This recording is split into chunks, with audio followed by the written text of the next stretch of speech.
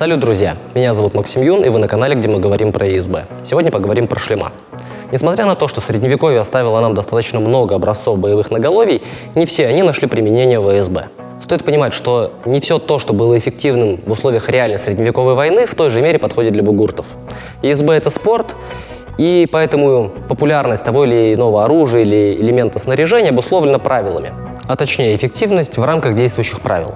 Поэтому не стоит удивляться, что несмотря на, казалось бы, огромный выбор шлемов, доступных для бойцов, реально популярные модели можно пересчитать по пальцам одной шестипалой руки.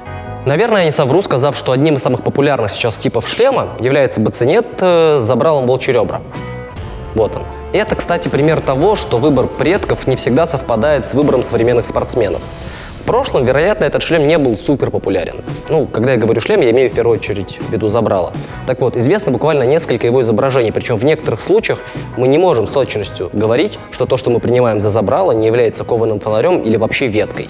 Второй сейчас популярный тип шлема – это шлем из романа об Александре.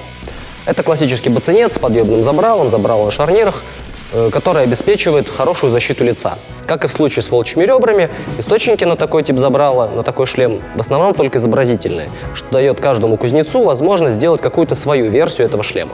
Различие между этими двумя шлемами налицо. При этом те, кто выбирают волчьи ребра, объясняют свой выбор тем, что такой тип забрала якобы меньше затрудняет дыхание.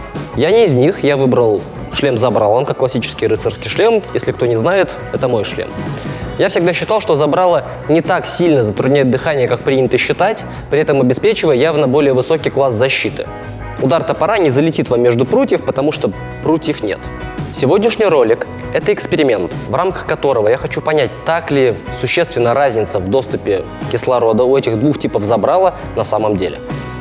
Вначале я хотел сделать вот что.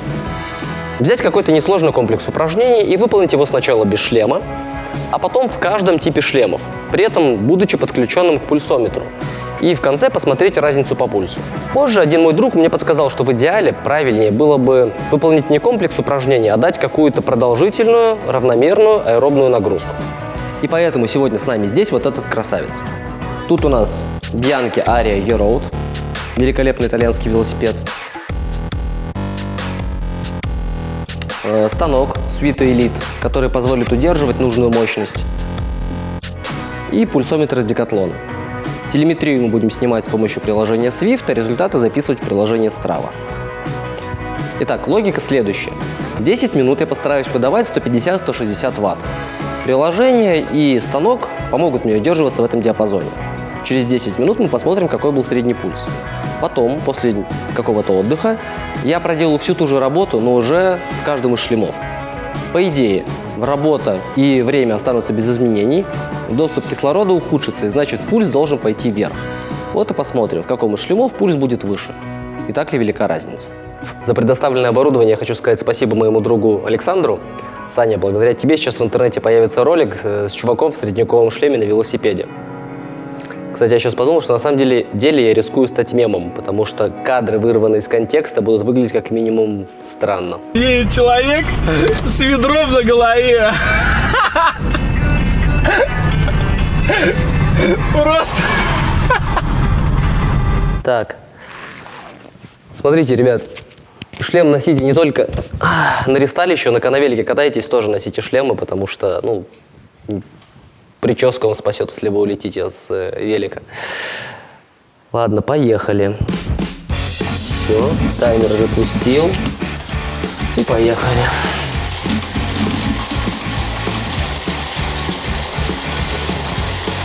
Пусть показывает. Отлично.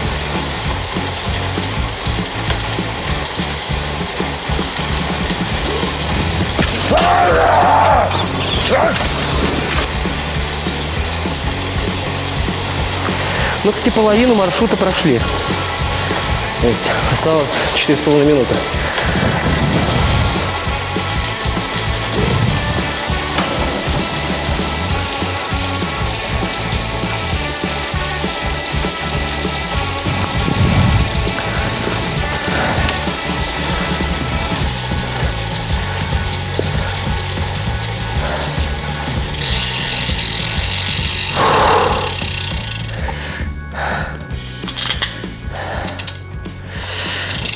Так, ребят, мы прокатили тестовую гонку. 10 минут. Я старался держать плюс-минус 160-150 ватт. Сейчас посмотрим статистику. Мощность в среднем 172 ватта. Ну, видимо, я чуть-чуть перебарщивал, и вот...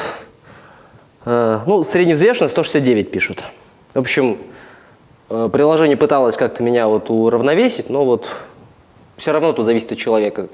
Как ты крутишь, он вот пытается сбалансировать, но не получается прям идеально. Ну, короче, 169-170 ватт. Пульс средний 146, максимальный 160. Будем на эти цифры ориентироваться. Сейчас мне нужен отдых, минут 10. И попробуем повторить. 170 ватт, 160-170 ватт, 10 минут. И какой будет пульс? Да, видишь, тут показано вот у тебя. Там, вот сейчас тоже вот эти пацаны не едут никуда. Ну, видимо, там каждый там. Вот это реальные люди приезжают. Причем тут можно сделать точную копию твоего велика, точную копию твоих шмоток. Ничего себе. Все, ребят, я отдохнул, восстановился, пульс вернулся к нормальным значениям. Вот я надел шлем и готовлюсь проехать следующие 10 минут. Держать 160-170 ватт. Честно говоря, я этого еще не делал, я не знаю. Я морально готов к тому, что меня, может быть, даже и не хватит на все 10 минут. И тогда просто, если это будет меньше 10 минут, следующий заезд постараюсь вот к этому же времени привести. Поспорьте, но я скажу наконец, кто себя выразил в спорте, тот молодец. По идее, мощность и сердцебиение все равно нам должны показаться. Я реально этого не делал. Не знаю, чем закончится, просто мне стало интересно, и я решил попробовать, и вот вас приглашаю поучаствовать, так сказать, посмотреть за экспериментом. Ну, все, поехали, да? Угу. Пока.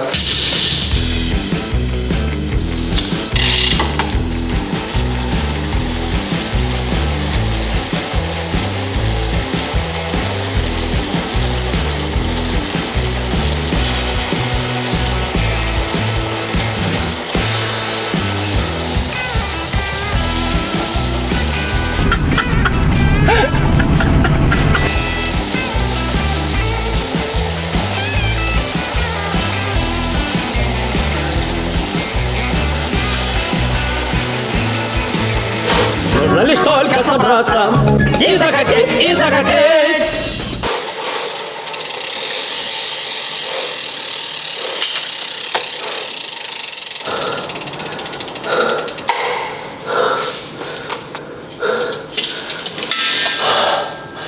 Тупая идея.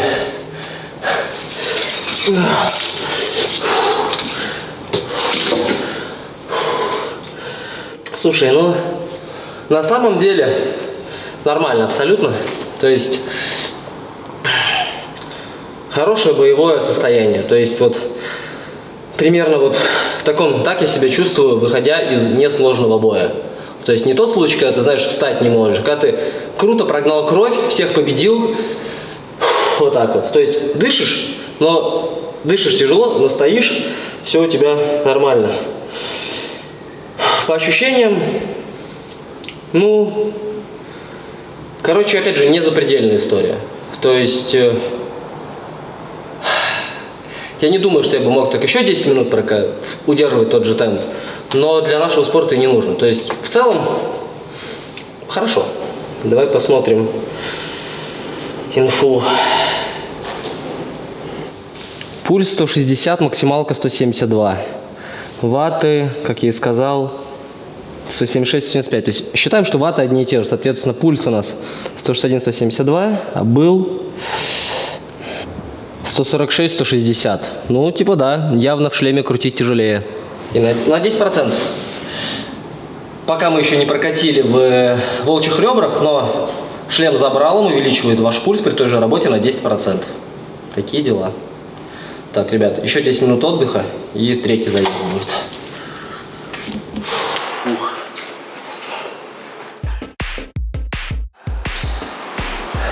Она пишет, да? Да. Смотрите, короче, заказали футболки школы ЕСБ. Мне кажется, может чуть близко. Чуть близко? Вот так, да. Вот, заказали футболки школы ЕСБ. Я думал, что придется после каждого заезда ее менять, а она так прям классно влагу отводит, то есть я даже не думал. Я, на самом деле, даже не то, чтобы рекламирую, потому что вы же, наверное, не можете ее купить, если вы не ходите в школу ЕСБ. Да? То есть вам придется прийти в школу ИСБ? А там, мне кажется, знакомый шлем. Да, это, кстати, шлем, вот тот, который плюс 10% к пульсу добавляет. Вот реклама. Все, поехали.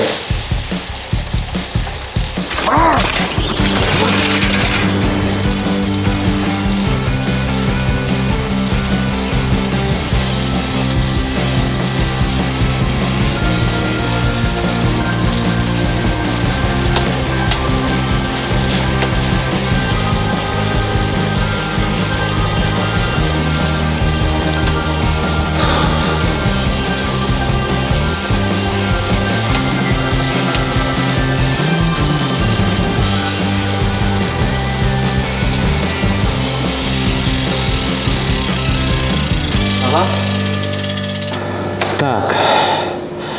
Ну, по ваттам получилось все так же, 171. Это хорошо. Это значит, что у нас достаточно равные условия всех трех заездов, и можно какие-то выводы пытаться делать. Псевдонаучные, конечно. Так. Средний пульс 163, максимальный пульс 173. Цифры, один в один, как с Романом об Александре. Мощность такая же, там плюс-минус 5 ватт, нищетово. Такие дела. Слушай, давай я воды попью, вытрусь, какой-то вывод будем записывать. Итак, ребят, можно подводить итоги. Мы сделали 3 заезда. На протяжении всех 3 заездов я старался выдавать плюс-минус 170 ватт. Каждый заезд был 10 минут. Итак, в первом заезде, который был вообще без шлема, в велосипедном шлеме, ничто не сковывало моего дыхания, средний пульс был 146 ударов в минуту. Второй, третий заезд я надевал разные типы шлемов, но при этом пульс, да, повысился. Он повысился на 10% и был в среднем 160. Но драматической разницы между одним типом забрала и другим типом забрала на самом деле не было. 161 и 165 средний пульс по шлемам, что в целом укладывается в какую-то погрешность. Поэтому я делаю вывод, что разговоры о том, что в волчьих ребрах легче дышать, они не совсем верные, что ли. Тут возникла мысль, что, возможно, речь идет про некий психологический эффект, что когда у тебя закрытый глухой шлем, полноценное забрало, наступает некий, приступ клаустрофобии. А в открытом шлеме его нет, и просто человеку как бы комфортнее. Но если говорить про пульс, то сердцу, судя по всему, плевать, в каком вы шлеме. В глухом, либо в решетке.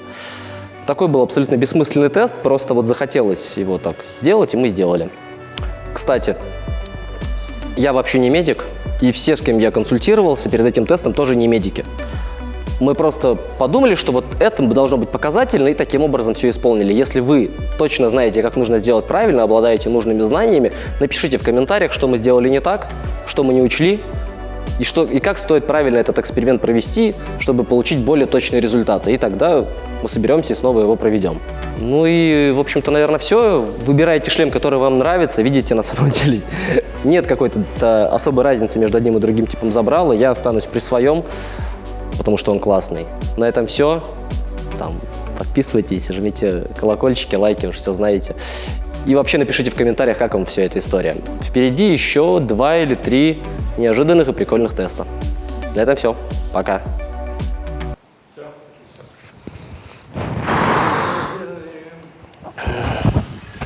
Я не прикалывается.